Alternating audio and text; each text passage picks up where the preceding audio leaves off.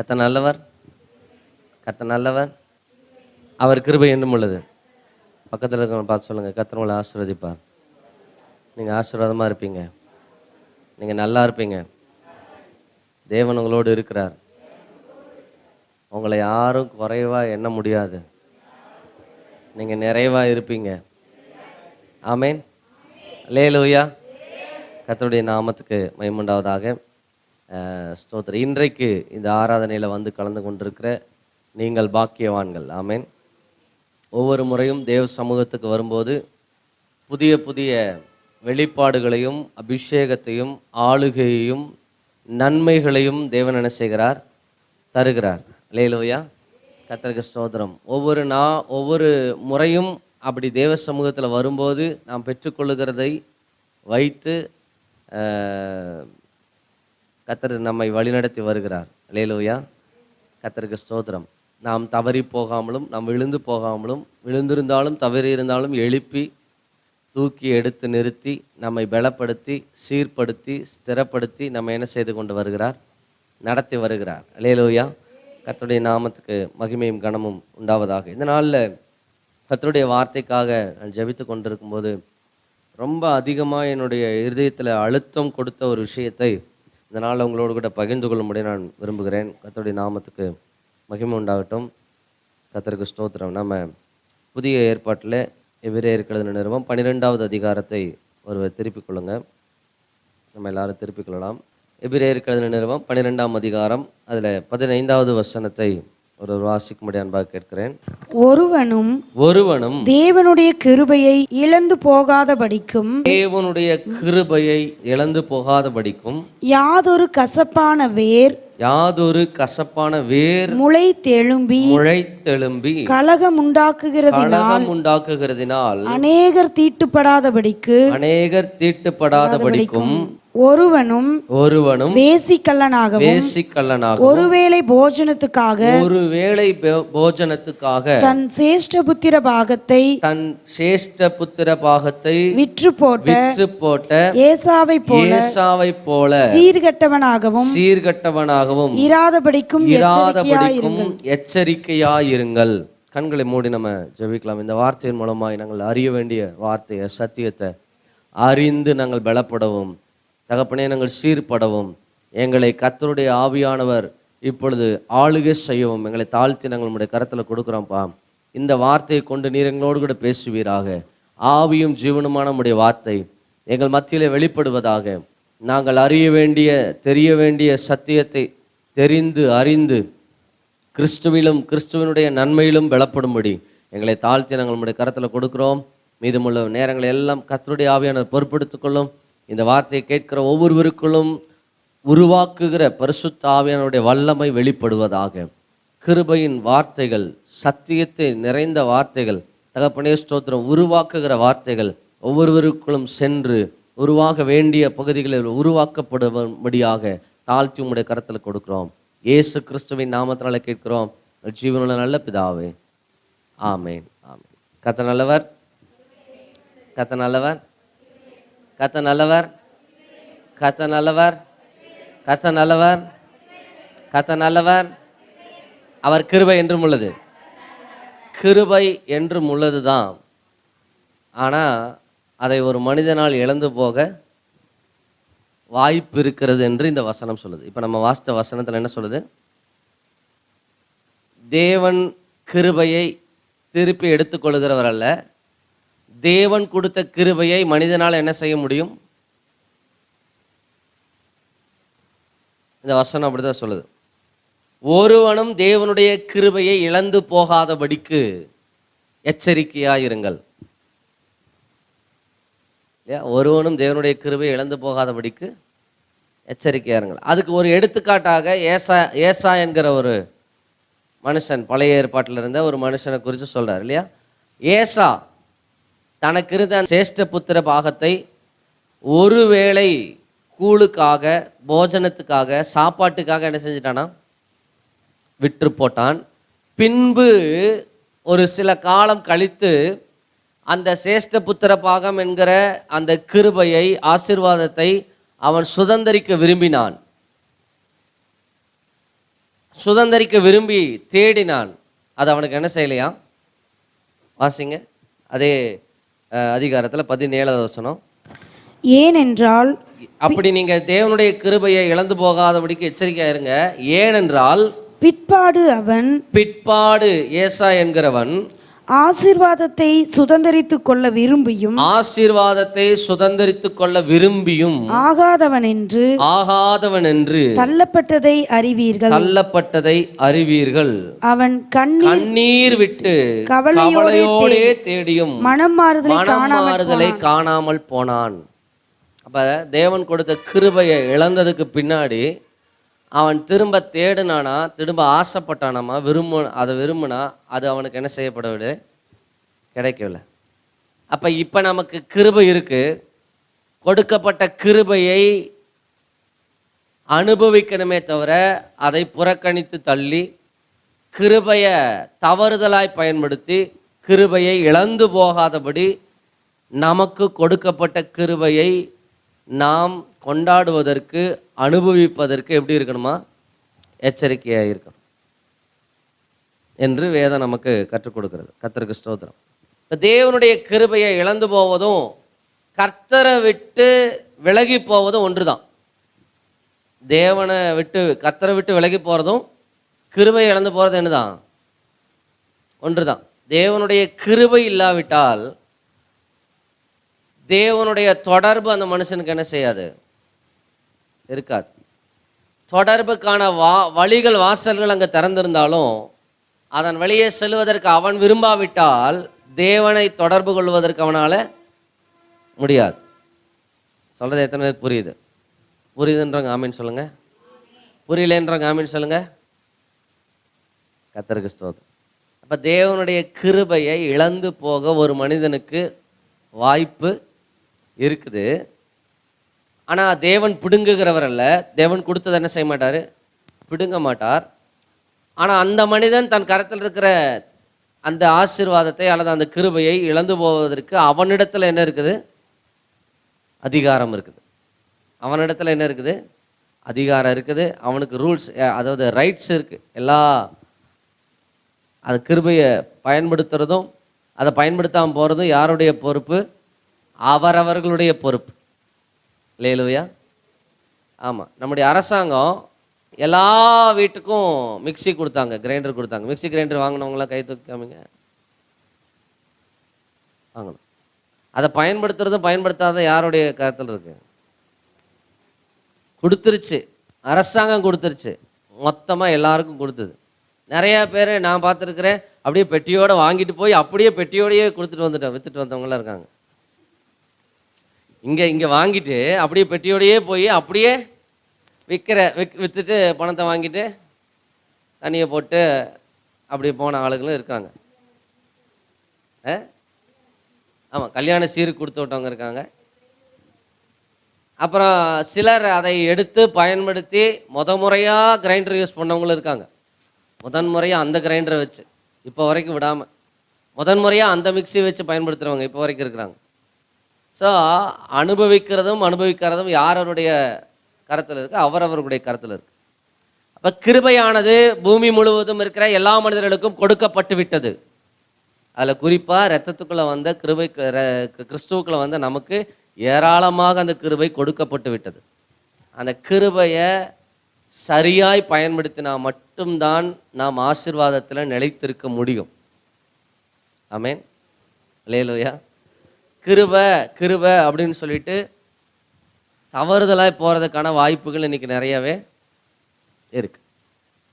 அதனால தான் சத்தியத்தை அறிவீர்கள், சத்தியம் உங்களை, சத்தியமும் கிருபையுமாய் வந்த இயேசு கிறிஸ்துவை அறிய தான் நமக்கு கிருபையின் பரிபூர்ணம் என்னன்னே என்ன செய்யும்? தெரியும். இல்லையா? ஆமாம். அதுக்கு உதாரணமாக சொல்கிறேன். எல்லார் கையிலையுமே ஆண்ட்ராய்டு மொபைல் இருக்குது இல்லையா? எல்லார் கையிலுமே இருக்குது. ஆனால் எத்தனை பேர் அதில் இருக்கிற ஃபுல் ஃபீச்சர்ஸையும் அதில் இருக்கிற எல்லா காரியங்களையும் செயல்படுத்துகிறீங்க? எவ்வளோ தெரிஞ்சுதோ அவ்வளோ. சிலருக்கு ஃபோனை அட்டன் பண்ண தெரியும், ஆஃப் பண்ண தெரியும். அதுக்கு மேலே இது என்ன செய்யாது? லட்ச ரூபா கொடுத்து வாங்கியிருந்தாலும் அவங்களால என்ன செய்ய முடியாது? பயன்படுத்த முடியாது. அப்போ இதை குறித்து எவ்வளவாய் அறியுறீங்களோ அவ்வளவா இதை என்ன செய்வீர்கள், அனுபவிப்பீர்கள். இல்லைன்னா இதை என்ன செய்வீங்க, குப்பை மாதிரி போட்டு வச்சுருப்பீங்க.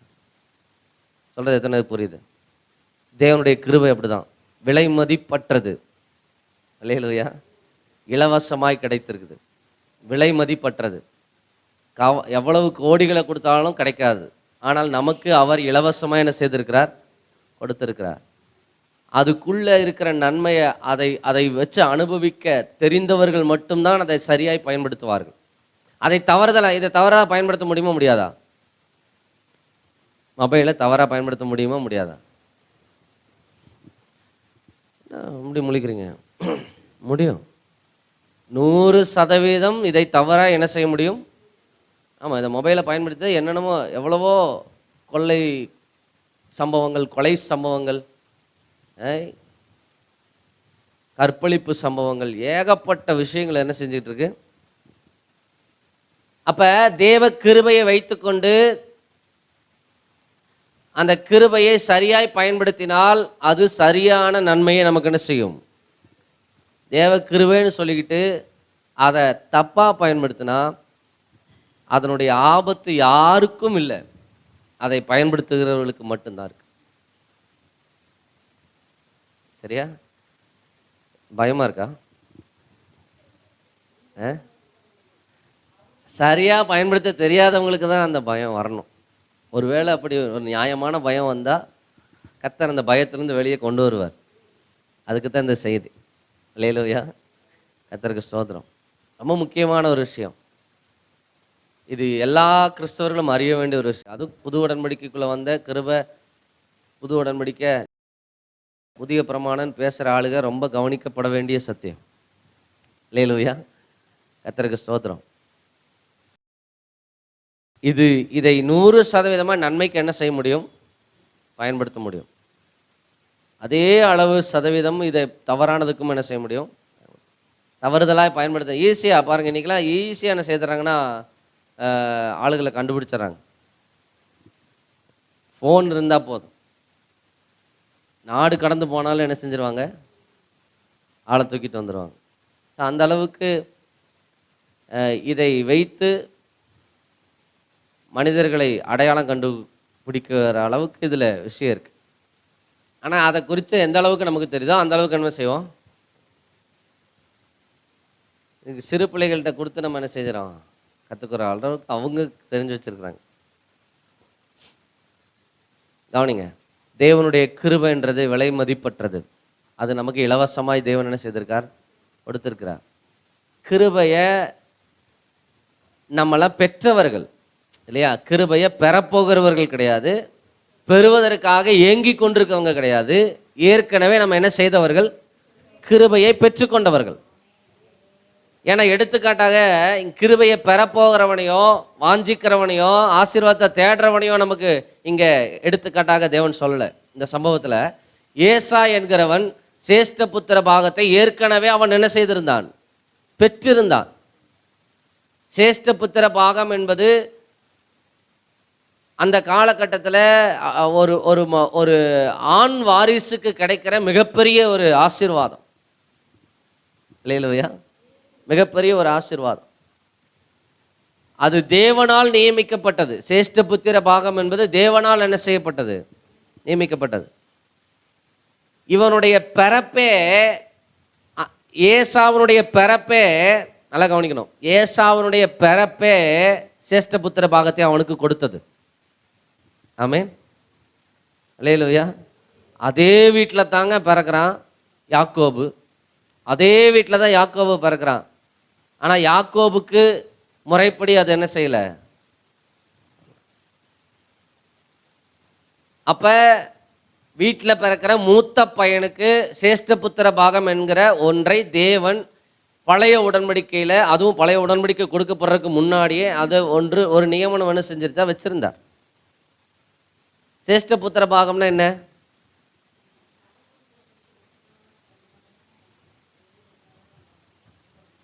அப்போ மற்ற குழந்தைங்கள என்ன பண்ணுறது, எல்லாம் சுத்தம். அதாவது ஒரு வீட்டில் 2 பிள்ளைங்க இருக்காங்க அப்படின்னா தகப்பனுடைய சொத்தை மூன்றாக என்ன செய்ய வேண்டும்? பங்கிட வேண்டும். எத்தனையா பங்கிடணும்? நம்மளுக்கு என்ன செய்வாங்க இங்க? வேண்டாம். சரி, அது அது ஒரு வகை போகுது. மூன்றாக என்ன செய்யணும்? சேஷ்ட புத்திர பாகன்றது அதான். மூன்றாக என்ன செய்ய வேண்டும்? பங்கிடணும். பங்கிட்டு ஒரு பாகம் மூத்த பையனுக்கு, இரண்டாவது பாகம் இரண்டாவது பையனுக்கு, மூன்றாவது பாகம் தகப்பனுக்கும் தாய்க்கும் உரியது. அவர்கள் காலம் வரைக்கும் அவர்கள் அதை என்ன செய்ய வேண்டும்? அனுபவித்த பின்பு அந்த ஆசீர்வாதம் யாருக்கு போகும்? 2 பேருக்கெல்லாம் போகாது, மூத்த பையனுக்கு போகும். இதுதான் சேஷ்ட புத்திர பாகம்ன்ற வேதத்தின் நியமம். சரியா? நம்ம நாட்டில் சட்டங்களின் அடிப்படையில் வேறு மாதிரி இருக்கும். அன்றைக்கு இருந்த தேவனால் நியமிக்கப்பட்ட ஒன்று அது. சரிங்களா? நம்ம சட்டத்தின்படி இருக்கிற விஷயம் வேற. ஸோ இங்கே சேஷ்ட புத்திர பாகம் என்கிற ஒன்றை தேவன் இப்படித்தான் நியமித்திருந்தார். இதை 2வது பிறந்தவனால என்ன செய்ய முடியாது? பெற்றுக்கொள்ள முடியாது. மூத்தவன் பிறப்பிலேயே இதை பார்த்துக்கிட்டான். அதுதான் சொன்னேன், அவன் பிறக்கும் போதே சேஷ்ட புத்திர பாகத்தின் ஆசீர்வாதம் அவனுக்குரியது. அல்லேலூயா. நம்ம இயேசு கிறிஸ்துவின் ரத்தத்துக்குள்ள வந்து மறுபடியும் பிறக்கும் போதே தேவ கிருபை நமக்குரியது. நம்ம பிறப்பே நமக்கு கிருபையை கொடுத்துருக்கு. அல்லேலூயா. நம்ம பிறப்பே கிருபையின் ஆசீர்வாதத்தை நம்ம கையில் கொடுத்துருக்கு. நம்மளுடைய மறுபடியும் பிறந்த அந்த பிறப்பே கிருபையின் ஐஸ்வர்யத்தை, கிருபையின் மகிமையை, கிருபையின் நன்மைகளை நமக்கு என்ன செஞ்சிருக்கு? கொடுத்துருக்கு. ஆனால் 2வது காரனுக்கு ரொம்ப ஆசை. சேஷ்ட புத்திர பாகம் கொஞ்சம் விட்டுருந்தா நான் வெளியே வந்திருப்பேன். உள்ளே சண்டை தான். அந்த பிறப்பை நம்ம வாசித்து பார்த்தா உள்ளேயே சண்டை தான். அங்கிருந்து போராடினவன் வெளியே வந்து எப்படா வாய்ப்பு கிடைக்கணும்னு என்ன செய்கிறான்? காத்து கொண்டிருந்தான். இவர் காடெல்லாம் சுற்றி வேட்டையாடி ஏதாவது கொண்டு வரலான்னு பார்த்தா ஒன்றும் கிடைக்கல. ஏசாவுக்கு வீட்டுக்கு வர்றாரு. யாக்கோபு குணசாலியும் கூடாரவாசியும். அவன் வீட்டை விட்டு எங்கேயும் போக மாட்டான். வீட்டுக்குள்ளேயே உட்காந்து அங்கே இருக்கிற மக்களோடு இருந்துட்டு அவன் நல்லா சமைச்சு சாப்பிட்டுட்டு அப்படி இருப்பான். அண்ணன் அங்கே வேட்டையாடுறதுக்கு போய் வேட்டையில் ஒன்றுமே கிடைக்காம வெறுமையா, ஒரு அணில் கூட கிடைக்கல, ஒரு காடை கூட கிடைக்கலன்னு வச்சுக்கோங்களேன், பசியோடு வர்றான்.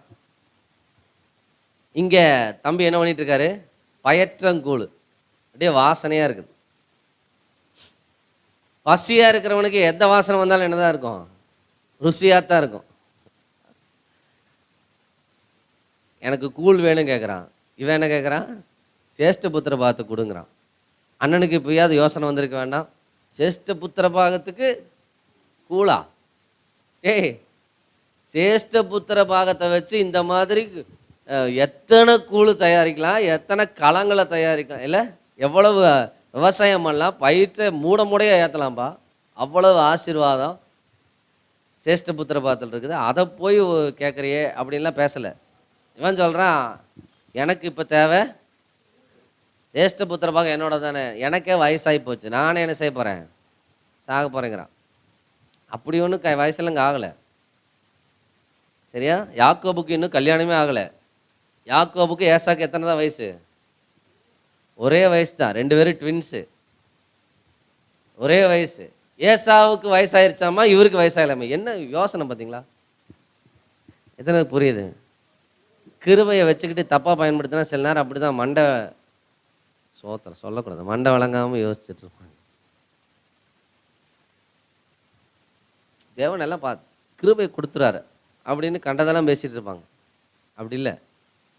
2 பேருமே ஒன்றா பிறந்தவங்க, ஒரே நாள் பிறந்தவங்க, இரட்டையர்கள். இல்லை அப்படி தானே பாடுறோம். ஈசாக்கு கர்த்தர் என்ன செஞ்சார்? இரட்டையர்களை பெற்றெடுத்தாள் ரெபேக்காள். இரட்டை 2 பேருக்கும் ஒரே வயசு தானே. ஏசா சொல்கிறேன், எனக்கோ வயசாயிருச்சுப்பா ரொம்ப. என்னமோ இவர் 40 வருஷத்துக்கு முன்னாடி இவர் பிறந்த மாதிரியும் அதுக்கப்புறம் இவர் பிறந்த மாதிரியும் 4 நிமிஷம் தான் டிஃப்ரென்ஸ். நான் சொல்ல எத்தனை பேருக்கு புரியுது? தேவன் கையில் கொடுத்த ஆசீர்வாதத்தை குறித்த மேன்மை தெரியலனா, கிருபையின் மேன்மை தெரியலனா, கிருபையின் ஐஸ்வர்யம் தெரியலனா, அதை குப்பையாக பார்க்கக்கூடிய எண்ணம், அதை தவறுதலாய் பயன்படுத்தி இழந்து போனோம் பாருங்க. அது எனக்கு வேண்டாம், பண்ணி வச்சுக்கோ. அதுக்கப்புறம் அவன் அதை விரும்பினான், தேடினான். ஒன்றும் ஆபிரகாமின் தேவன், சொல்லுங்க அடுத்தது, ஈசாக்கின் தேவன், அப்புறம் ஏசாவின் தேவன் தான் வரணும். முறைப்படி பார்த்தா ஆபிரகாமின் தேவன், ஈசாக்கின் தேவன், ஏசாவின் தேவன் வந்திருக்கணும். ஆனால் என்ன ஆயிடுச்சு, முற்பிதாக்களுடைய 3 பேர் தான் முற்பிதாக்கள், ஆபிரகாம், ஈசாக்கு, யாக்கோபு. இந்த முற்பிதாக்கள் லைனில் யார் பூந்துட்டா? காரணம் என்னன்னா, ஏசா தன் கருத்தில் இருந்ததை அவன் என்ன செய்தான், விற்று போட்டான். அதை இங்கே புதிய உடன்படிக்கையில், நம்ம வந்து பழைய ஏற்பாட்டில் வாசிச்சுட்டு இருக்கல, புதிய உடன்படிக்கையில், அதுவும் எபிரேயர் நிருபத்தில் பார்த்தீங்கன்னா ரொம்ப அதிகமாக நியாயப்பிரமாணத்தின் காரியங்களையும் புது உடன்படிக்கையின் காரியத்தை என்ன செய்யுது, நமக்கு விளக்கப்படுத்தி கொடுக்குற இந்த நிருபத்தில் இதை சுட்டி காட்டுறாங்கன்னா, இங்கே மிகப்பெரிய ஒரு விஷயம் என்ன செய்யுது, மறைஞ்சிருக்கு. தேவனுடைய கிருபையை இழந்து போகாதபடிக்கும் எச்சரிக்கையாக இருங்கள். ஏன்னா ஏசா இழந்ததுக்கு அப்புறம் திருப்பி தேடுறான், புலம்புறான், அழுகிறான், கண்ணீர் விடுறான். அப்படிதான் வாச, கண்ணீர் விட்டு கவலையோடு தேடியும் மனம் மாறுதல என்ன செய்யாமல் போனான், காணாமல் போனான். அவன் திரும்பி அதை பெற்றுக்கொள்றதுக்கு வாய்ப்பே இல்லை. ஏசாவனுடைய வம்ச வரலாறை குறித்து கொஞ்சம் வரைக்கும் தான் எழுதியிருக்கும். ஆனால் வேதம் முழுசும் யாக்கோபின் வம்ச வரலாறு தான் எழுதியிருக்கு. அல்லேலூயா. யாக்கோபின் மூலமாகத்தான் 12 கோத்திரங்களை கர்த்தர் தெரிந்தெடுத்தார். 12 கோத்திரங்களில் ஒன்றில் இயேசு கிறிஸ்து பிறந்தார். அவர் வழியாக இன்றைக்கு முழு உலகமும் மீட்கப்படும்படி நம்மையும் மீட்டெடுத்திருக்கிறார். இதில் ஏசா லிஸ்ட்லேயே இல்லை. வரவேண்டிய ஆள் அவர். தேவனுடைய கிருபை இழந்து போனால் திரும்பி பெறுவதற்கு வாய்ப்பு இல்லை. அப்படிப்பட்ட விதத்தில் அப்போ கிருபையை இழந்து போகிறதும் தேவனை விட்டு விலகி போகிறதும் என்னதான், தேவ சமூகத்துக்கு வராமல், கர்த்தரை தொழுது கொள்ளாமல், கர்த்தருடைய தேவனுடைய அன்பிலிருந்து தேவனுடைய இரக்கம் நமக்குள்ளே நிறைந்திருக்க வேண்டும். அல்லேலூயா. இதிலிருந்து ஒருத்தர் கீழே இறங்குறாங்கனாலே கிருபை என்ன செஞ்சுக்கிட்டு இருக்காங்க, போக்கடித்து கொண்டிருக்கிறார்கள் என்ற அர்த்தம். கிருபையை என்ன செய்கிறார்கள், போக்கடித்து கொண்டிருக்கிறார்கள். இந்த வசனத்தை திரும்ப வாசிக்கலாம், எல்லாரும் எடுத்துக்கொள்ளுங்க. நிறையா காரியம் இருக்குது. நான் இன்னைக்கு ஒரு விஷயத்தை மாத்திரம்தான் இதில் உங்களோடு பேசும்படி நான் விரும்புகிறேன். ஒருவனும் தேவனுடைய கிருபையை இழந்து போகாதபடிக்கும் யாதொரு கசப்பான வேர் முளைத்து எழும்பி. கிருபையை இழந்துட்டா முதல்ல என்ன தெரியுமா வரும், கசப்பு வரும். கிருபையை போக்கடிச்சுக்கிட்டு இருக்க கிருபையை ஒரு நபர் போக்கடிச்சு கொண்டிருக்கிறாங்கன்னா கொஞ்சம் கொஞ்சமாக கசப்பு என்ன செய்யும், உள்ள வரும். கசப்பு என்பது அதை நம்ம லிஸ்ட்டு போடலாம், சகோதரர்கள் கசப்பு அப்படி. ஆனால் முதல்ல வந்து பார்த்தீங்கன்னா தேவனையும் தேவனுக்குரியவைகள் மேலே என்ன வரும், இதுதான் ஸ்டார்டிங். தேவ சமூகத்துக்கு போவது, சர்ச்சுக்கு போகிறது, கர்த்தரை தொழுது கொள்வது, தினமும் ஜெபிப்பது, வேதத்தில் தியானிக்கிறது, கர்த்தருடைய ஐக்கியத்திலிருந்து என்ன செய்வார்கள், அதில் ஒரு என்ன வந்துடும், நமக்கு இல்லை அப்படின்னு நான் விசுவாசிக்கிறேன். இருந்ததுன்னா கர்த்தர் இதுக்கு பேசுகிறாருன்னா கண்டிப்பாக யாருக்குள்ளேயாவது ஒருவேளை வர்றதுக்கு வந்துட்டு இருந்திருக்கலாம். ஒருவேளை எங்கேயாவது நிம்பிங்கன்னா வெளியே வந்துருங்க. அல்லேலூயா. கசப்பு வருமா, அதுக்கப்புறம் கலகம் உண்டாகும். கலகம்னா என்ன தெரியுமா, சண்டை. அப்படிதான் வசனம் சொல்லுது. வாசிங்க எபிரேயர் 12ஆம் அதிகாரம் 15ஆம் வசனம். ஒருவனும் தேவனுடைய கிருபையை இழந்து போகாதபடிக்கும் யாதொரு கசப்பான வேர். இழந்து போனால் கசப்பான வேர் உள்ள முளைக்குமா? இந்த கசப்பான வேறுன்றதுலயே நிறைய விஷயம் இருக்குங்க. அதுல வந்து தேவனை குறித்த தவறான எண்ணம், மனிதனை குறித்த தவறான எண்ணம், தன்னை குறித்த தவறான எண்ணம், கிறிஸ்துவை குறித்த தவறான எண்ணம், இது எல்லாமே என்னதான், கசப்பான வேர். அது உள்ள எழும்பிச்சுன்னா என்ன வருமா, கசப்பான வேர் முளைத்தெழும்பி கலகம் உண்டாக்குகிறதினால் அநேகர் என்ன செய்கிறார்கள், தீட்டுப்படாதபடிக்கு கிருபையை இழந்து போகாம என்ன செய்யுங்க, எச்சரிக்கையா இருங்க. அப்ப கொஞ்சம் கொஞ்சமா சத்தியம் தெரியும். சத்தியத்தை தெரியாத ஆளுங்க இல்லை இங்க இருக்கிற ஆளுங்க யாரும். ஞானஸ்நான வகுப்பு அட்டன் பண்ணவங்களுக்கு இன்னும் நல்லாவே அவர்களிடத்துல நிறைய கொடுக்கப்பட்டிருக்குன்னு அர்த்தம். ஞானஸ்நான வகுப்பு அட்டன் பண்ணவங்கள்ட்ட என்ன கொடுக்கப்பட்டிருக்கு?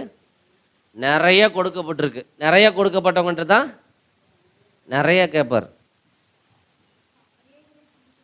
அநேகரை அது என்ன செய்தான்? ஆமாம். அப்போ அப்போ வந்து தேவனுடைய கிருபையை சரியாக பார்க்குற அனுபவமும் அதை அனுபவிக்கிற அனுபவமும் நமக்குள்ளே தொடர்ந்துக்கிட்டே இருக்கணும். பிசாசோட தந்திரம் என்ன தெரியுமா? நம்ம கையில் வச்சிருக்கிறத நமக்கு எடுத்துடணும். நீங்கள் உங்கள் கையில் வைத்திருப்பதை நீங்கள் கெடுக்காவிட்டால் ஒருவனாலும் என்ன செய்ய முடியாது? கெடுக்க முடியாது. உங்களை நீங்கள் கெடுத்துக்க விட்டால் சாத்தான்னு ஒருத்தனால ஒன்றும் செய்ய முடியாது. எந்த மனுஷனும் உங்களை கெடுக்க முடியாது. அது தெரியுமா? இதுக்கு தான் கசப்பான வேர் முளைக்கும். என்னை கெடுத்ததே யார் தான்? வேலையில் அப்படின்னா வேலையில் ஒரு ஆள், இவன் என்னுடைய சம்பளத்தை இந்த சம்பாத்தியத்துக்கு எடுத்தவனே இவன் தான். வீட்டில் அப்படின்னா வீட்டில் யாரோ ஒருத்தர் தெரிஞ்செடுத்துக்கிறது, இவங்க தான். இதுதான் சாத்தானுடைய தந்திரம். நீங்கள் உங்களை அழித்துக்கொள்ள அல்லது கெடுத்துக்கொள்ள முழுவதும் ரைட்ஸ் உங்களுக்கு இருக்கு. வேற யார ஒரு ஆளையும் ஒரு ஆளாலையும் உங்களை என்ன செய்ய முடியாது? தொட்டு விட முடியாது. அல்லேலூயா. நம்ம இந்த செய்தியெல்லாம் முன்னாடி கேட்டோம். சாத்தானால் நம்மளை தொட முடியாது. போன வாரம் கூட என்ன பண்ணோம்? சாத்தான் தடுக்க முடியாது, அப்புறம் மனுஷன் தடுக்க முடியாது, சூழ்நிலை தடுக்க முடியாது, எல்லாம் தடுக்க முடியாது. ஆனால் நீங்கள் அதில் 4வது பாயிண்ட்டு நான் பேசவே இல்லை. 4வது பாயிண்ட் ஒன்று இருக்குது. மொத்தம் 3 பாயிண்ட் பேசினேன்னா 4வது பாயிண்ட் இருக்குது. 4வது பாயிண்ட் என்ன தெரியுமா? நீங்களே தடுத்தால் மட்டும் தடுக்க முடியும். அதற்கு மேலே தேவனுடைய திட்டமும் கிருபையும் இருந்தால் இருக்குது இல்லை இருந்தால இருக்குது. கண்டிப்பாக கர்த்தர் என்ன செய்வார்? கொண்டு வருவார். 4வது பாயிண்ட் என்ன தெரியுமா? நீங்களே தடுத்தாலும் என்ன செய்ய முடியாது? தடுக்க முடியாதுன்றத 4வது பாயிண்ட்டு. ஆனால் தடுக்க முடியுன்ற ஒரு உண்மையை அதில் மறைஞ்சிருக்கு. இப்போ உதாரணத்துக்கு பைபிளில் யார் இருக்கான்னா யோனாவை கர்த்தர் தேர்ந்தெடுக்கிறார். எங்கே போக சொல்கிறாரு? நினிவேக்கு போக சொல்கிறாரு. இவன் எங்கே போகிறாரு? தர்ஷீஸுக்கு போகிறாரு. சரியா? தர்ஷீஸுக்கு போகிற, அதாவது இவர் இங்கே ஏறுறாரு, இந்த பக்கம் நினிவேனா அதுக்கு அப்படியே டைரக்ட் ஆப்போசிட்டில் தான் என்ன இருக்குது? தர்ஷீஸ் இருக்குது. அப்போ இவர் இங்கே போயிட்டுருக்காரு. அதாவது என்ன சொல்லணும்னா, இங்கே போகிற நேரத்தில் அவர் எங்கே போயிடலாம்? நினிவேக்கு போயிடலாம். புரியுதா? இங்கே போகிற நேரத்தில் அவர் எங்கே போயிடலாம்? ஆனால் எங்கே போயிட்டுருக்காரு? அப்போ என்னது நடந்துச்சு? தூக்கி உள்ளே போட்டாங்க. நான் தான் அது காரணம்னு சொன்னாங்க. உள்ளே தூக்கி போட்டாங்க. அங்கே கர்த்தர் என்ன பண்ணார்? மீன் ஆயத்தப்படுத்தியிருந்தார். மீன் வயிற்றுக்குள்ளே போகிறாரு. மீன் வயிற்றுக்குள்ளே போய் 3 நாள் அவருக்கு என்ன இல்லை? 3 நாள் அவருக்கு நிம்மதியே இல்லை. அவருக்கு நிம்மதி இல்லைன்னா பரவாயில்ல, மீனுக்கும் பிரச்சனை, ஜீரணமாக மாட்டேங்குது. மீன் வயிற்றுக்குள்ளே இருந்தால் 3 நாள் மீனும் பட்டினி, 3 நாள் மீனும் பட்டினி, யோனாவும் பட்டினி. அப்போ என்ன பண்ணுறதுன்னு 3 நாளாக ஜபித்தாராம். 3வது நாள் அது என்ன செஞ்சது? கரையில் காக்குச்சு. இப்போ கவனிங்க, இவர் எப்போ வர வேண்டிய ஆள்? இங்கே 3 நாளைக்கு. இந்த தாமதத்துக்கு காரணம் யார்? தேவனா? அந்த தாமதத்தில் சந்தோஷம் இருந்துச்சா? தாமதத்தில் என்னதான் இருந்துச்சு? துக்கமும் வேதனையும் கண்ணீரும். ஒழுங்காக படுத்திருக்க முடியுமா மனுஷனால? உள்ள மீன் சும்மாவா இருந்திருக்கும்? அது ஜீரணமாகலையில அது என்ன பண்ணியிருக்கோம்? அதுக்கு என்னென்னமோ பண்ணியிருக்கோம். உள்ள மனுஷனுக்கு என்ன பாடுபட்டிருப்பான். கப்பலில் போகும்போது கூட நல்லா இருந்திருப்பான். அப்போ தேவன் நம்ம வாழ்க்கையில் செய்ய நினைச்சதை கண்டிப்பாக தடுக்க முடியாது. யாராலையும் தடுக்க முடியாது. நீங்களே நினைச்சாலும் தடுக்க முடியாது. ஆமேன். ஆனால் தாமதப்படுத்த முடியும். தாமதப்படுத்த முடியுமா? முடியாதா? என்ன இப்படி யோசிக்கிறீங்க? நிறைய விஷயத்தோட நீங்கள் அப்படியே ஒப்பிட்டு பார்க்குறீங்க போல் இருக்கு. விடுங்க.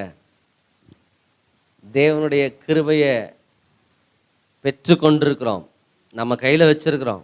இந்த ஆசீர்வாதத்தை அனுபவிக்க வேண்டியவர்கள். அல்லேலூயா. ஆமாம், சிலர் இழந்து கொண்டிருக்கிறார்கள்.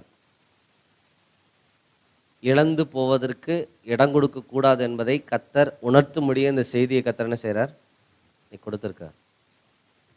இல்லையா? ஸோ அதனால் கண்டிப்பாக இங்கே இருக்கிற எல்லாருக்கும் அவசியமான வார்த்தை, வராதவர்களுக்கும் மிகவும் கட்டாயமாய் தேவையான வார்த்தை, தேவனுடைய கிருபையை இழந்து போகாதபடி. அந்த யோனாவில் ஒரு வசனம் இருக்குது பாருங்கள், நமக்கு வாசிங்க. யோனா தீர்க்கதரிசன புஸ்தகம் எல்லோரும் எடுத்துக்கோங்க. பக்க நம்பர் 1074 பக்கம், 2வது அதிகாரம் 8வது வசனத்தை வாசிங்க. பொய்யான மாயையை பற்றி கொள்ளுகிறவர்கள், பொய்யான மாயையை பற்றி கொள்ளுகிறவர்கள் தங்களுக்கு வரும் கிருபையை போக்கடிக்கிறார்கள். தங்களுக்கு வரும் கிருபையை போக்கடிக்கிறார்கள். எப்படியா? பொய்யான மாயையை பற்றி கொண்டிருக்கிறவர்கள் தங்களுக்கு வரும் கிருபை என்ன செய்கிறார்கள்? இப்ப நமக்கு கிருபை வருமா? கிருபை வந்துருச்சா? வந்ததுக்கு அப்புறமும் பொய்யானதை சிந்திக்கும் பொழுது, அல்லது பொய்யானதை கிருபையை வச்சுட்டு கிருபையில் வாழலான்னு அறிவை பெற்றுக்கொண்டு கிருபையை தவறுதலாக பயன்படுத்தும்படியான ஒரு ஒரு எண்ணம், வேறுன்றது அங்கே எண்ணத்தை குறிக்குது, ஒரு எண்ணம் நமக்குள்ளே ஒரு வேறு எழும்பி, உங்களுக்குள்ள ஒரு வேறு எழும்பி கிருபையை போக்கடிக்கும்படியாக எழும்பினா, அந்த பொய்யை நீங்கள் நம்பினீர்கள். ஆனால் பொய்யை நீங்கள் நம்பி வழியேற்று போனால், அந்த வழியே போனால் உங்கள் கரங்களில் இருக்கிற கிருபையை நீங்கள் இழந்து போவதற்கு என்ன இருக்கிறது? வாய்ப்பு இருக்கிறது. அதற்கு எடுத்துக்காட்டாக ஏசாவை பாருங்க. ஸோ உங்கள் கையில் கொடுக்கப்பட்ட தேவ கிருபையை ஒரு நாளும் இழந்து போகாதபடிக்கு என்ன பாருங்க, எச்சரிக்கையாக இருங்கள். எச்சரிக்கையாக இருங்களா? இந்த இடத்துல வந்து நம்ம அப்படியே இந்த கைத்து மேலே நடக்கிற மாதிரி நடக்கிறத இங்கே சொல்ல வரல, இல்லையா? நம்ம கையில் இருக்கிற ஆசீர்வாதத்தை வேற ஒருத்தர் எடுக்கிறதுக்கு, இப்போ வந்து உங்களுடைய இடம் 10 ஏக்கர் இருக்குன்னா 10 ஏக்கரில் ஒரு அரை அடி நிலத்தை வந்து பக்கத்து இருக்கிறவன் வேலி போடும்போது ஒரு அரை அடி நிலத்தை சேர்த்து வேலி போட்டால் என்ன செய்வீங்க? சண்டைக்கு போவோம். அவ்வளவு எச்சரிக்கையாக இருக்கிற ஆளுங்க. நம்ம கையில் இருக்கிற கிருபைன்ற ஆசீர்வாதம் அதை விட மேலானது, அதை விட பெருசு, இல்லையா? ஸோ அதனால தான் மாம்சம் ஆவிக்கு விரோதமாகவும் ஆவி மாம்சத்துக்கு விரோதமாகவும் தினந்தோறும் என்ன செய்கிறதாம்? போராடுகிறது. இந்த போராட்டத்தில் தேவ கிருபையை இழந்து போகும்படி மாம்சம் நடத்தும், தேவ கிருபையிலேயே நிலைத்திருக்கும்படி ஆவி நடத்தும். நீங்கள் ஆவியை சார்ந்து வாழ்வீர்களே ஆனால், இல்லையா? கசப்பான வேர் முளைக்கும் போதே அதை என்ன செய்யணும்? அது முளைச்சு எழும்பி விட்டால் சண்டை கலகம் உண்டாகும், அநேகரை அது தீட்டுப்படுத்தும். அதனால தான் பாருங்க, கிறிஸ்துக்குள்ள வந்துட்டு போய் கர்த்தருடைய நாமத்தை என்ன செய்யற தூசிக்கிற மாதிரி என்ன செஞ்சுக்குவாங்க? நடப்பாங்க. அதை அவங்க நியாய வேறப்படுத்துவாங்க. வசனத்தை எடுத்து வச்சு அதை என்ன செய்வாங்க? நியாயப்படுத்துவாங்க. அவர்கள் தேவ கிருபையை இழந்து கொண்டிருக்கிறாங்கன்ற விஷயம் அவங்களுக்கு சரியாது. ஒரு நாள் முற்றிலும் இழந்ததுக்கு பின்பாக தேடுவார்கள், அவர்களுக்கு என்ன செய்யாது? கிடைக்காது. கிருபை பெற்றுக்கொண்ட நம்மளோ ஆனந்தத்தோடும் கொண்டாட்டத்தோடும் மகிமையோடும் சந்தோஷத்தோடும், அல்லேலூயா, சமாதானத்தோடும் என்ன செய்து கொண்டிருப்போம்? வாழ்ந்து கொண்டிருப்போம். ஆமென். கர்த்தருக்கு ஸ்தோத்திரம். அதனால் அந்த அந்த தேவனுடைய கிருபையை வச்சுட்டு, கிருபையை அதான் எங்கள்கிட்ட ஒருத்தவங்க சொன்னாங்க, ஒரு சில வருஷங்களுக்கு முன்னாடி இயேசு கிறிஸ்துவனுடைய அன்பை குறித்து, கிருபையை குறித்து அவங்களுக்கு சொல்லிக் கொடுத்தோம். நம்மளை தேவன் பிரமாணத்தை என்ன செய்திருக்காரு? விடுதலையாக்கி கிருபைக்குள்ளே நமக்கு எவ்வளோ ஆசீர்வாதத்தை வச்சுருக்காருன்னு சொல்லிக் கொடுத்தோம். என்ன ஒரு நாளைக்கு ஒரு அரை மணி நேரம், ஒரு நாளைக்கு ஒரு அரை மணி நேரம், ஒரு 7 நாள் 8 நாள் சொல்லி கொடுத்துருப்போம். எவ்வளோ சொல்லியிருக்க முடியும்? அவங்களுக்குள்ள இந்த விஷயத்தினாலேயே மிகப்பெரிய மாற்றம் வந்துச்சு. அவங்களுக்குள்ள பெரிய மாற்றம். ஒரு நாள் சொல்கிறாங்க, அவங்க தேவனுடைய கிருபையை இழந்து போவதற்கான சூழ்நிலை உருவாயிட்டு இருக்கு. எச்சரிப்பாக அவங்கக்கிட்ட நாங்கள் சொல்லும்படியான சூழ்நிலை வந்து சொல்லவும் செஞ்சோம். அதுக்கப்புறம் நம்ம என்ன செய்ய முடியாது? இதை சாப்பிடாதீங்கன்னு தான் சொல்லுவார் கர்த்தர். சாப்பிட்டதுக்கப்புறம் சாப்பிட்டுட்டே தான் இருப்பேன்னு சொன்னால் என்ன செய்ய முடியாது? ஸோ அந்த மாதிரி அதுக்கப்புறம் நாங்கள் விட்டுட்டோம். அவங்க சொல்கிறாங்க, எப்படியோ கிருபை எங்களுக்கு சொல்லி கொடுத்துட்டீங்க, நாங்கள் கிருபை வச்சு என்ன செஞ்சுருவோம்? வாழ்ந்துருவோம். எப்படியா? கிருபை சொல்லி கொடுத்துட்டீங்க, கிருபை வச்சுட்டு நிறைய பேருடைய எண்ணத்தில் அப்படி இருக்கும் போல் இருக்கு. தேவன் நம்மளை தண்டிக்க மாட்டார், நம்மளை ஆசீர்வதிப்பார். அதை வச்சுக்கிட்டு வாழுவோமே. ஒவ்வொரு ஆராதனையில் கூடுகிற நேரத்திலும் தேவன் தம்முடைய வார்த்தையை வெளிப்படுத்தி கொண்டே இருப்பார். இதை குறித்து நீங்கள் எவ்வளவா அறியறீங்களோ அப்பொழுது இதை பயன்படுத்துவீர்கள். கிருபைன்னு ஓகே, கிருபை இருக்குது, உங்கள் கையில் மொபைல் இருக்குன்னு சொல்லியாச்சு, அவ்வளோதான். இந்த மொபைலை பயன்படுத்துகிற விதம் எப்படி தான் தெரியும்? ஒரே நாளையெல்லாம் கற்றுக்க முடியாது. இந்த கீபோர்டு இருக்குது, இன்னும் எனக்கு தெரியாத நிறைய ஃபீச்சர்ஸ் இதில் இருக்குது, எனக்கே தெரியாது உண்மையாகவே.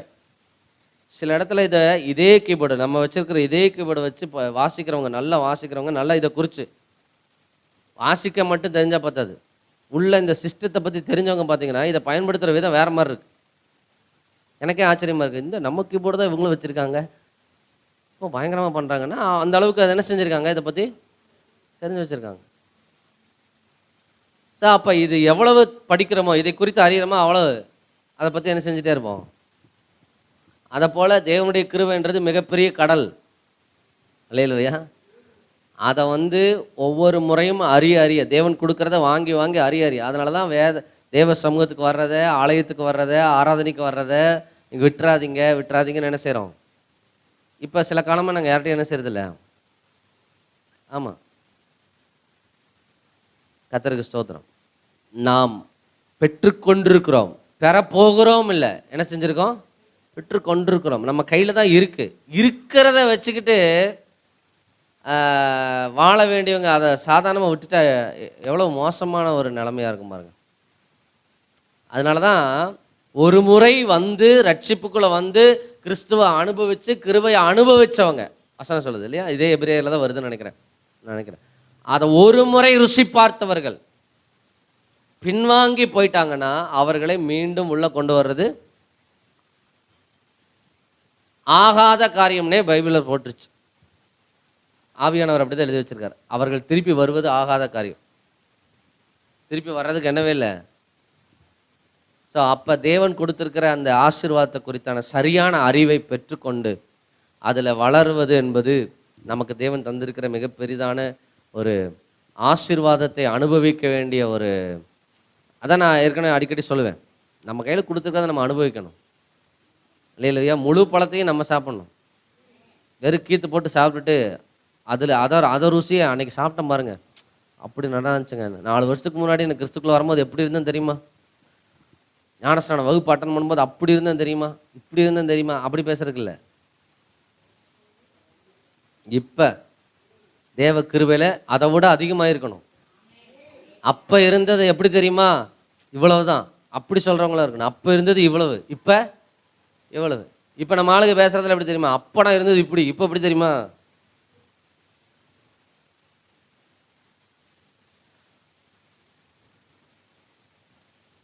அப்படி இல்லை. தேவ கிருபையை குறித்து, தேவனுடைய அன்பை குறித்து, தேவனை குறித்து அறிகிற அறிவில் இன்னும் வளர்ந்து பெருகி அவர் கொடுத்த இந்த ஆசீர்வாதத்தை இழந்து போகாதபடிக்கு நம்ம என்ன செய்யணுமா, எச்சரிக்கையாக இருக்க கர்த்தர் நமக்கு உதவி செய்வாராக. ஆமேன். இன்னும் 2 வசனங்கள் நான் வேகமாக காமிச்சிட்டு நான் முடிக்கிறேன். கலாத்தியருக்கு எழுதின நிருபம் 5ஆம் அதிகாரத்தை என்னோட கூட திருப்பிக் கொள்ளுங்க. கலாத்தியருக்கு எழுதின நிருபம் 5ஆம் அதிகாரம், அதில் 4வது வசனத்தை வாசிங்க. நியாய பிரமாணத்தினால் நீதிமான்களாக விரும்புகிற நீங்கள் யாவரும், நியாய பிரமாணத்தினால் நீதிமான்களாக விரும்புகிற நீங்கள் யாவரும் கிறிஸ்துவை விட்டு பிரிந்து கிருபை நின்று விழுந்தீர்கள். கிருபை நின்று, இந்த வசனம் புரியுதா? நியாய பிரமாணத்தினால் நீதிமான்களாக விரும்புகிற நீங்கள் யாவரும் கிறிஸ்துவை விட்டு பிரிந்து கிருபை நின்று என்ன செய்தீர்கள், விழுந்தீர்கள். இங்கே கலாத்தியர் சபையில் என்ன நடந்துருச்சுன்னா, பவுல் ஊழியம் செய்து கிறிஸ்துவனுடைய அன்பை குறித்து, கிருபையை குறித்து, புது உடன்படிக்கை நன்மைகளை குறித்து சொல்லி அவர்களை ஆயத்தப்படுத்தி ஒரு சபை உருவாகி இருந்தது.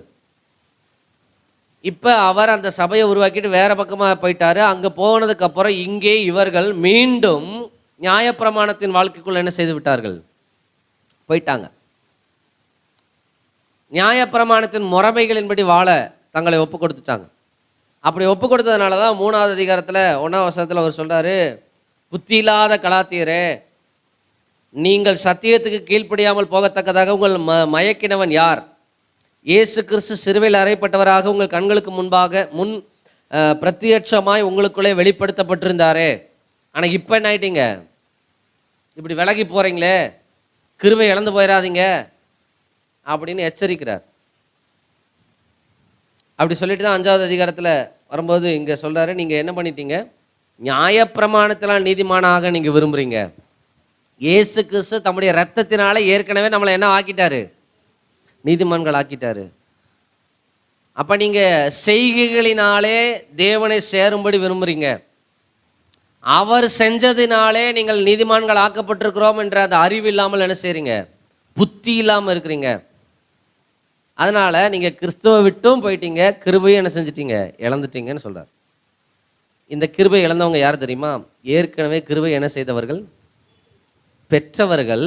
இப்போ என்ன செஞ்சுக்கிட்டு இருக்காங்க, போக்கடிச்சிட்டு இருக்காங்க. அந்த வழியிலிருந்து கொஞ்சம் மாறிடுங்க. மொத்தமாக இழந்து போகிறதுக்கு முன்னாடி என்ன செஞ்சிருங்க, மாறிடுங்கன்றதுக்காக தான் இந்த கலாத்திய நிருபம் என்ன செய்யப்பட்டது, எழுதப்பட்டது.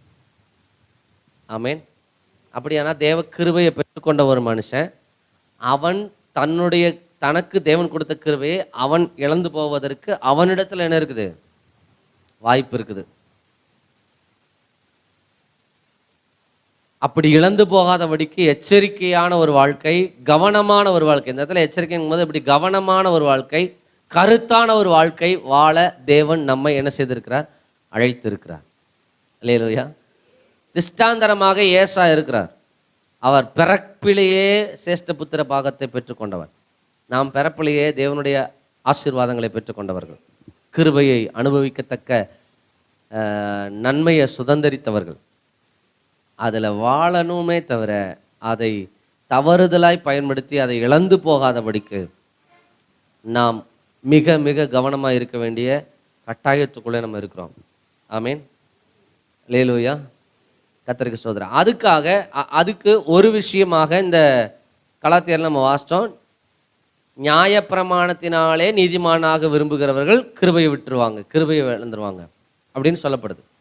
அப்படின்னா இது எதை அடையாளப்படுத்துது அப்படின்னா, நான் செய்கிறனால, நான் இப்படி பண்ணுறனால, நான் இப்படி இருக்கிறனால, இவங்க இப்படி பேசுகிறனால நான் இப்படி ஆயிட்டேன், இவங்க இப்படி பண்ணுறதுனால நான் இப்படி போகிறேன், இவங்க இப்படி யோசிக்கிறனால நான் இப்படி இருக்கேன்னு ஒவ்வொருத்தர் மேலேயும் நான் தான் சொன்ன தவறான வேர், தங்களை குறித்ததான அறிவு சரியா இல்லாமல், மனிதர்களை குறித்த அறிவு சரியா இல்லாமல், தேவனை குறித்த அறிவு சரியா இல்லாமல், கிறிஸ்துவை குறித்த அறிவு சரியா இல்லாமல், அதை கொஞ்சம் மாற்றினாலே அங்கே பிரமாணம் என்ன செஞ்சிடும், உள்ள வந்துடும்.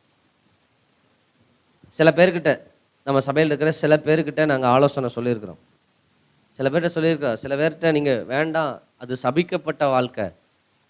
அவங்க எங்கிட்ட கேள்வி கேட்குறாங்க, சாபமே இல்லைன்னு சொல்லியிருக்கீங்களா பாஸ்டர், கஷ்டமா சாபமே இல்லைன்னு சொல்லியிருக்கீங்க, அது எப்படி சாபம் வரும்? ஒரு சிலர் கேட்டாங்க நேரடியாக, ஒரு சிலர் என்ன செஞ்சாங்கன்னா மனசுக்குள்ளேயே சாபமே வராது, இவங்க சாபம் போட்டால் பழிச்சிடும். நாங்கள் சாபம்லாம் போடல, கிருபையை விட்டுட்டு பிரமாணத்துக்குள்ளே போனால் கண்டிப்பாக பிரமாணம் என்ன செய்யும், சாபத்துக்குள்ளே கொண்டு போகும்னு நமக்கு தெரிஞ்சிருக்கு. அதை சொல்கிறோம். சில பேர்கிட்ட சொல்ல வேண்டிய கட்டாயத்து நிமித்தம் சொல்லியிருக்கிறோம். அப்போ அதை சரியாய் புரிந்து கொண்டவர்கள் உடனடியாக வெளியே வந்து பலனடைஞ்சு மேலே நிற்கிறத நாங்கள் பார்க்குறோம். அல்லேலூயா. அதை கேர் பண்ணிக்காமல் போகிறவங்க தங்களுடைய பார்வையில் நாங்கள் கிருபையில் இருக்கிறோம்னு நினச்சிக்கிட்டு கசப்பான வேர் முளைப்பதற்கு அவர்கள் என்ன செய்துட்டாங்க, இடம் கொடுத்துருக்குறாங்க. ஸோ அப்படிப்பட்ட ஒரு வழியில் போகாதபடி கர்த்தர் நம்மை சீர்படுத்தவே இந்த செய்தி நம்மோடு கூட பேசிக்கிட்டு இருக்கிறார். அல்லேலூயா.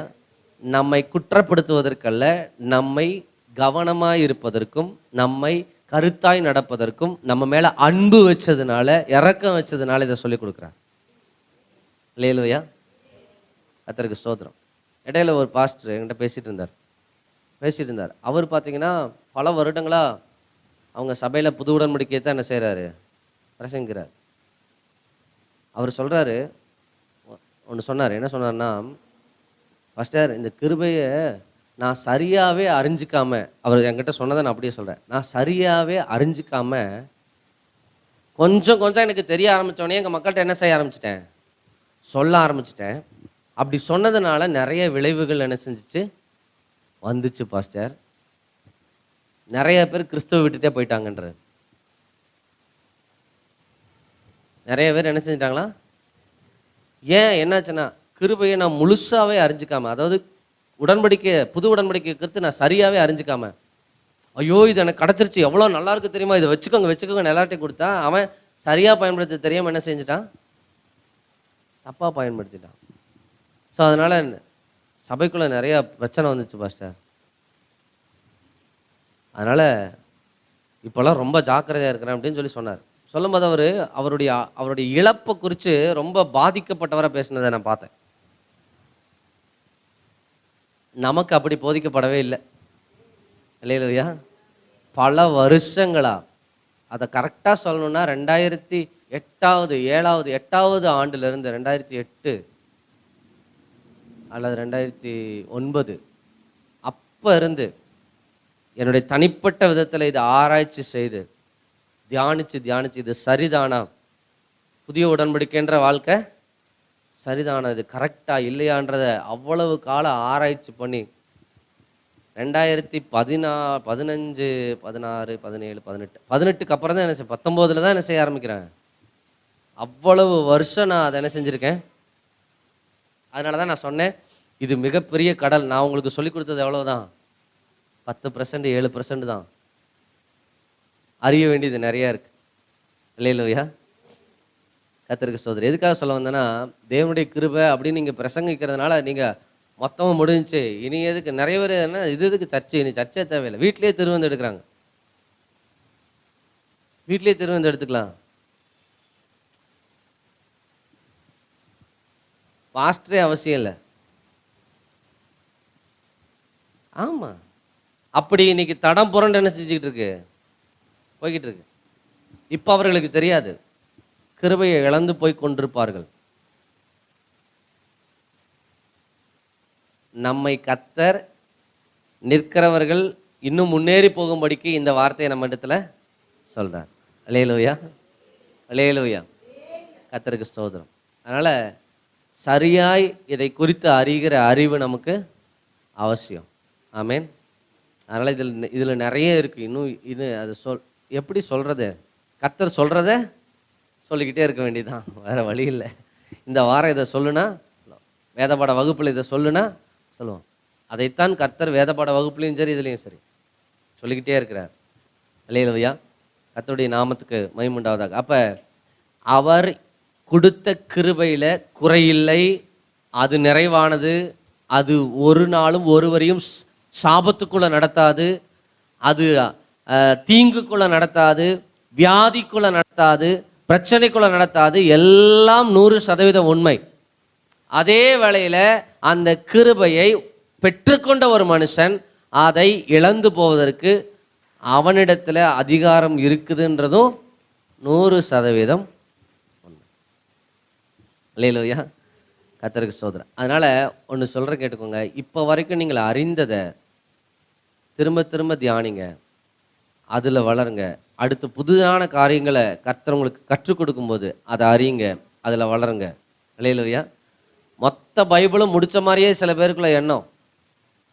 நான் இந்த இந்த புது உடன்படிக்கைக்குள்ளே வந்திருக்கிற சில பேர்கிட்ட பேசும்போது பார்த்தீங்கன்னா, பைபிளை மொத்தமாக முடித்த மாதிரியும் எல்லாமே கற்று முடித்த மாதிரியும் அவங்களுக்குள்ள என்ன வந்துருச்சு, ப்ரௌடு,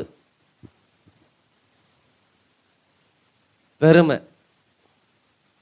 பெருமையிலவனுக்கு கர்த்தர் எதிர்த்து நிற்கிறார், தாழ்மையுள்ளவர்களுக்கோ கிருபை அளிக்கிறார். இதை பழைய ஏற்பாட்டில் வாசிக்கிறோமா புதிய ஏற்பாட்டில் வாசிக்கிறோமா? இந்த வசனம் பழைய ஏற்பாடா புதிய ஏற்பாடா? கர்த்தர் பெருமையுள்ளவர்களுக்கு எதிர்த்து நிற்கிறார், தாழ்மையுள்ளவர்களுக்கோ கிருபை அளிக்கிறார்ன்ற வார்த்தை பழைய ஏற்பாடா புதிய ஏற்பாடா? அப்போ புதிய ஏற்பாட்டில் ஏன் அதை சொல்லணும்? ஏன் புதிய ஏற்பாட்டில் சொல்லணும்? ஏன்னா புதிய ஏற்பாட்டில் தான் ஆவிக்குரிய பெருமை ரொம்ப வருது, ஆவிக்குரிய பெருமை வந்துடுது. எனக்கு தெரிஞ்ச அளவுக்குலாம் உங்களுக்கு சத்தியம் தெரியாதுன்னு மாதிரி இருக்கிறதுலே ரொம்ப டேஞ்சராக தான். கர்த்தருக்கு ஸ்தோத்திரம். ஒவ்வொரு முறை நான் வேதத்தை எடுத்து படிக்கும் போதும் எனக்கு தெரிஞ்சவனாக நான் படித்தேன்னா இந்த வேத வசனம் என்கிட்ட பேசுறதே இல்லை. எனக்கு ஒன்றும் தெரியலப்பா, என்கிட்ட கற்றுக் கொடுங்கப்பா, வேதத்தில் உள்ள அதிசயங்களை காண முடிய கண்களை திறந்து கொடுங்கப்பான்னு நான் உட்காரும்போது தான் அது என்னோட பேச ஆரம்பிக்குது. இல்லையா? அப்போ பெருமையோடு உட்காந்து வேதத்தை தியானிச்சா என்ன பேசும்? அப்போ இந்த தேவனுடைய கிருபையை பெற்றுக்கொண்டவர்களை இப்படியெல்லாம் திசை திருப்பதற்கு ஏராளமான வாய்ப்புகளை உலகத்தில் இருக்குன்றதை நம்ம அறிஞ்சுக்கொள்ளணும் இல்லையா? ஆமாம், இப்போ நம்ம கையில் ஒரு 50 ஏக்கர் நிலத்தை வச்சுருக்குறோன்னா அதுக்குள்ளே ஒருத்தன் உள்ளே நுழையிறதுக்கு எந்தெந்த வழியெல்லாம் வருவான், எப்படி இப்படியெல்லாம் பண்ணுவான், இந்த டாக்குமெண்ட்டை உடைக்கிறதுக்கு என்ன பண்ணுவான்றதை நம்ம என்ன செய்கிறோம்?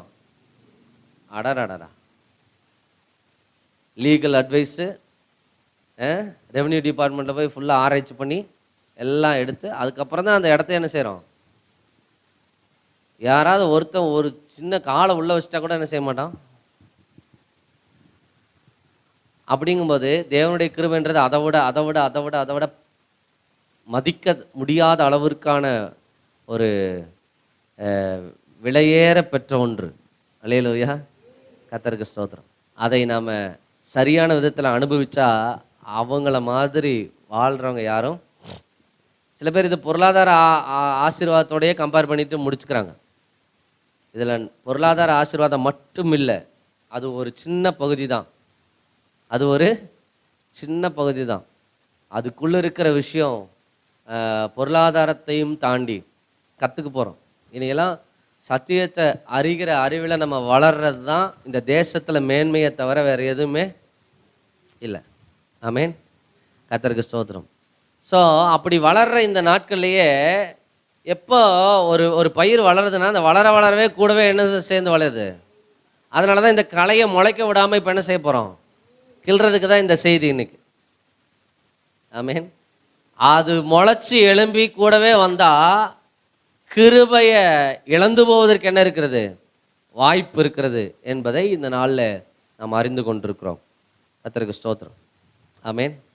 அப்போ தேவனுடைய கிருபையை தனிப்பட்ட விதத்தில் ஒரு மனிதன் இழந்து போவதற்கு அவனிடத்தில் அதிகாரம் இருக்குது. தேவன் ஒருவனிடத்திலிருந்தும் கிருபையை என்ன செய்து விட மாட்டார், எடுத்துட மாட்டார்.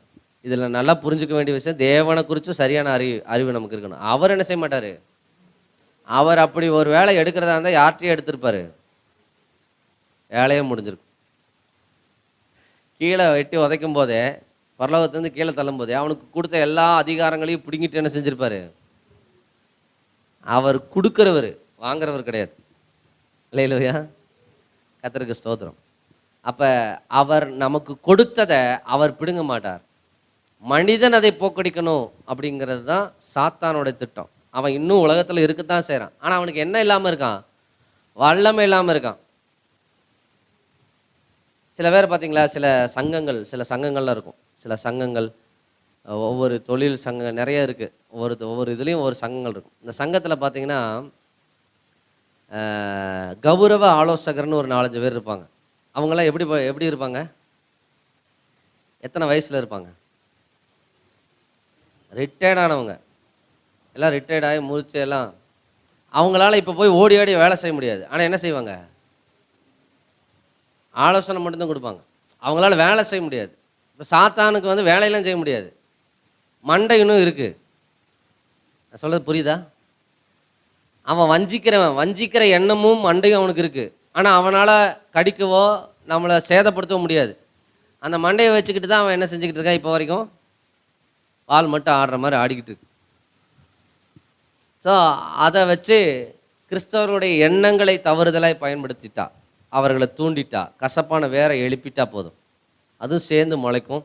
அவர்கள் ஈஸியாக தோற்று போவார்கள் என்பதை அவன் அறிந்து எங்கெங்கெல்லாம் எப்படிலாம் விதைக்கணுமோ அப்படிலாம் விதைக்கிறதுக்கு அவன் என்ன செய்துட்டு இருக்கான்? முயற்சி பண்ணி கொண்டிருக்கான்.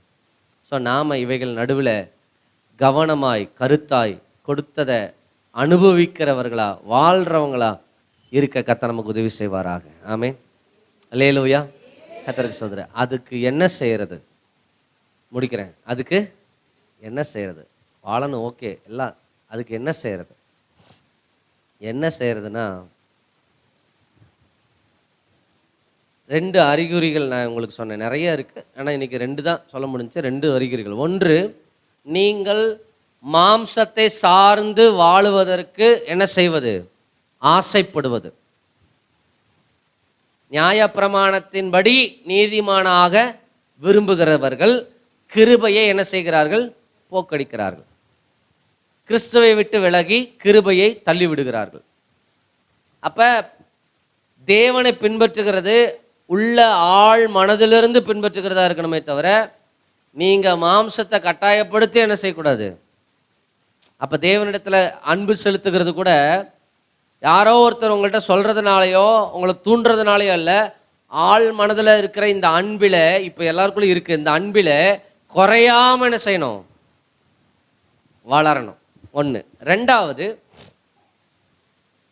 கிருபையை போக்கடிக்கிறவர்கள் என்ன செய்கிறாங்கன்னா, அவங்களுக்குள்ள முதல்ல தங்களை குறித்த பார்வை, தேவனை குறித்த பார்வை, சபையை குறித்த பார்வை, ஊழியர்களை குறித்த பார்வை, சக விசுவாசிகளை குறித்த பார்வை, அவிசுவாசிகளை குறித்த பார்வை, எல்லாத்துலேயும் தவறான எண்ணங்கள் என்ன செய்கிறது, உருவாகுது. அதற்கு என்ன செய்யக்கூடாது, இடம் கொடுக்கூடாது. இந்த ரெண்டையும் ஃபாலோ பண்ணுனா தெளிவாக நம்ம என்ன செய்ய முடியும், வாழ முடியும். அல்லேலூயா. அதுக்கு என்ன செய்யறது, இது ரெண்டையும் ஃபாலோ பண்ணுறதுக்கு என்ன செய்யறது, ஒரு ஆராதனையும் மிஸ் பண்ணாதீங்க. நல்லா பாடி ஆராதிக்க கர்த்தரை சொல்லியிருக்கிறார். இந்த ஹலால் வர்ஷிப்பில் சொன்னார், மாதம் மாதம் கண்டிப்பாக ஒரு நாள் ஹலால் வர்ஷிப் என்ன செய்யும், நடக்கும். எல்லாரும் வேலை செய்கிறவங்களா இருக்கிறனால அது மாலையில் கூட என்ன செய்யலாம், வைக்கலாம். சரிங்களா, சாயந்தரம் கூட வைக்கலாம், 5 மணிலிருந்து 8 மணி வரைக்கும் வைக்கலாம். எப்படியோ உங்களுக்காக நேரத்தை கூட மாற்றலாம். நீங்கள் ஆராதிங்க. இந்த ஆராதிக்கிறவர்களை நான் என்ன செய்ய போகிறேன், ஸ்திரப்படுத்த போகிறேன், பலப்படுத்த போகிறேன். இவர்கள் மூலமாய் தேசங்களுக்குள்ள மிகப்பெரிய மாற்றத்தை என்ன செய்ய போகிறேன், கொடுக்க போகிறேன் சொல்லியிருக்கிறார். அல்லேலூயா. அப்போ இந்த மாதிரி ஆராதனைகளை மிஸ் பண்ணாதீங்க. தேவனுடைய கிருபை எப்போ வளரணும், வசனமே சொல்லுது, அநேக ஸ்தோத்திரங்களினாலே கிருபை என்ன செய்யும், பெருகும். இப்போ தேவனை ஆராதிக்கும் போது சத்தியத்தை விளங்கி கொள்வதற்கு ஆத்துமாவையும் ஆவியையும் அது என்ன செய்யும், இணைக்கும். எதுக்கு ஆராதனை, ஏன் செய்திக்கு முன்னாடி ஒரு ஆராதனை பண்ணுறோம், செய்திக்கு முன்னாடி ஏன் பரிசுத்த ஆவியானவர்களை நிறைஞ்சு நம்ம துதிக்கிறோம் அப்படின்னா, நம்ம ஆத்துமாவையும் ஆவியையும் என்ன செய்யாது, இணைக்கும். ஆமென். அப்படி இணைஞ்சு இருக்கும்போது கேட்கிற செய்திகள் இருக்குது பார்த்தீங்களா, சத்தியங்கள் இருக்குது பார்த்தீங்களா, அது ஆழமாய் விதைக்கப்பட்டு, அது இப்படி கூட சொல்லலாம், உரத்தோட விதைக்கப்பட்ட விதையாக அது இருக்கும். அல்லேலூயா. அது சத்தா வளர்ந்து பெருகும். அதுக்கு தான் ஆராதனையும் இதையும் தேவன் நமக்கு என்ன செஞ்சிருக்காரு, கொடுத்துருக்கிறார். ஸோ சிலர் செய்திக்கு வந்து கலந்துக்குவாங்க, சிலர் ஆராதனைக்கு மட்டும் கலந்துக்குவாங்க. அப்படின்னா ஒரு செய்திக்கு மட்டும் வந்தால் என்னது, விதை விதைக்கப்படுது, அங்கே உரமும் இல்லை தண்ணியும் இல்லை, ஏற்கனவே ஊற்றப்பட்டுருச்சு. தண்ணீர் போல பரிசுத்த ஆவியானவர் ஏற்கனவே என்ன செஞ்சிட்டாரு, ஊற்றப்பட்டார். ஸோ ரெண்டுமே இருக்கணும். அல்லேலூயா. அதனால் ஆராதனைகளை, பாடல் ஆராதனைகளாக இருந்தாலும் சரி, ஆராதனையின் எந்த பகுதியும் சரி மிஸ் பண்ணாதீங்க.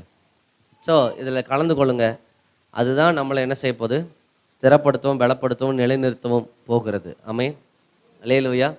கர்த்தருக்கு ஸ்தோத்திரம். நீங்கள் இதை இங்கே செஞ்சுக்கிட்டே இருங்க, தரிசனத்தின் எல்லைகளுக்குள்ளே நான் வாசலை திறந்துக்கிட்டே இருப்பேன்னு சொல்லியிருக்காரு. அது பாருங்கள், இந்த ஹலால் வர்ஷிப்புக்கு அப்புறம் நாங்கள் அதை பார்க்குறோம். ஆமென். நீங்கள் சேர்ந்து இங்கே ஆராதிங்க, உங்கள் எல்லைகளுக்குள்ள, தரிசனத்தின் எல்லைகளுக்குள்ளே நான் வாசலை திறப்பேன்னு சொன்னார். ஸோ இந்த ஹலால் வர்ஷிப்பில் இங்கே ஒரு வாசல் திறந்துருக்குன்னா, நம்ம ஆசைப்பட்டுட்டு இருக்கிற இடத்துல கர்த்தர் திரும்ப என்ன செய்வார், வாசல்களை திறக்கத்தான் போகிறார். ஆமீன். கர்த்தருக்கு ஸ்தோத்திரம். நான் சொல்கிறேன், ஆராதிக்கும் போது நம்முடைய தரிசனத்தின் எல்லைகள்லேயே வாசல் திறக்கும்னா, ஆராதிக்கிறவங்களுடைய வீட்டுக்குள்ளே குடும்பத்துக்குள்ளே வாசல்கள் திறக்குமா திறக்காதான்? கர்த்தர் அதை செய்யத்தான் போகிறார். எழுந்து நின்று நம்ம கண்களை மூடி நம்ம ஜெபிக்கலாம்.